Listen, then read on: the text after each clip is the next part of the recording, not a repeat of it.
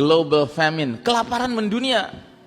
40 hari 40 malam dunia diselimuti oleh kabut asap, matahari bersinar nggak bisa menyentuh tanah.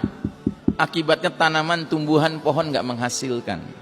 Makanya ada dalil mengatakan jika kalian sudah melihat bintang berekor di bulan Ramadan, siapkan makanan sekuat kemampuan kalian. Jadi bintang berekor itu diantara dalilnya mengisyaratkan jatuhnya di bulan Ramadan.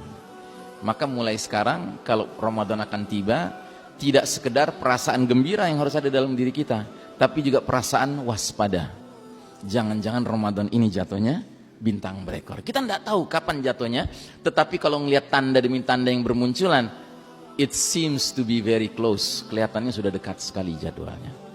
Dan kelaparan mendunia ini berakibat kepada apa? Orang berebut makanan, Pak. Sampai apa? Sampai saling berbunuhan, killings ya. Al-haraj kata Nabi, saling berbunuhan, memperebutkan makanan. Nah, yang lebih tidak pernah kita duga-duga lagi adalah dampak yang kelima. Terjadinya shutdown of modern technology. Teknologi modern ini berhenti beroperasi, Pak. Kenapa? Ya, karena batu besar jatuh dengan kecepatan tinggi, bergesekan dengan udara, tentu menimbulkan induksi besar-besaran. Yang orang barat katakan akan terjadilah fenomena EMP, electromagnetic pulse. Ya, semua benda-benda kelistrikan macet, tidak bisa berguna lagi. Bahkan ahli fisika mengatakan tumbukan batu besar dengan tanah akan menyebabkan zat-zat tertentu sifatnya berubah. Misalnya besi, berubah zatnya menjadi lengket. Sehingga instrumen-instrumen yang terbuat dari besi yang sedikit rumit saja tidak bisa dipakai lagi. Contohnya sepeda, rantainya besi, gearnya besi, nggak bisa dipakai lagi. Bedil, pelatuknya besi, pelurunya besi, nggak bisa dipakai lagi. Dan ini yang dikatakan Nabi sampai 3 kalimat diulang-ulang dalam hadis riwayat Muslim, hadisnya sahih. Nabi bersabda, wa'udtum min haitsu bada'tum wa'udtum min haitsu bada'tum wa'udtum min haitsu bada'tum. Kalian akan kembali kepada kondisi seperti sedia kala. Kalian akan kembali kepada kondisi seperti sedia kala. Kalian akan kembali kepada kondisi seperti sedia kala. Sewaktu Nabi dahulu menyampaikan kepada para sahabat nggak ngerti. Kenapa nggak paham para sahabat? Karena para sahabat nggak pernah mengalami menggunakan komputer, ya, HP, listrik, AC, ya, mobil, motor, pesawat udara, nggak ada. Tapi setelah hadis ini sampai ke zaman kita pakai akal kita merenungkan apa ya maknanya ini. Oh, ini rupanya isyarat akan terjadinya kemacetan operasional teknologi canggih. Nah, yang lebih menarik lagi, Syekh Mubayyad dalam kitab Ensiklopedia Akhir Zaman mengatakan, jika peristiwa ini terjadi, Pak, ini bukan keburukan bagi umat Islam, malah ini keberkahan bagi umat Islam.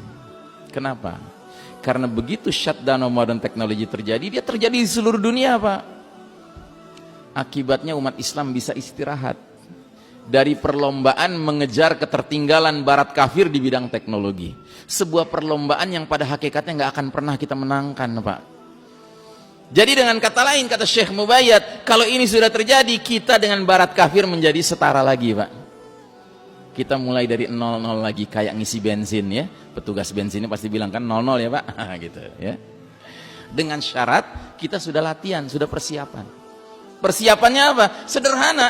Hadis Nabi sudah kita dengar dari dulu, didiklah anak kalian memanah, berkuda dan berenang. Ya. Dan kita menafsirkan hadis ini harus apa adanya. Jangan sok modern menafsirkannya.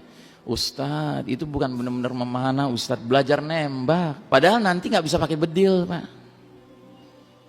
Padahal nggak ada hadisnya yang menyebutkan nanti Al-Mahdi perangnya pakai AK-47, pakai M16, nggak ada cerita itu.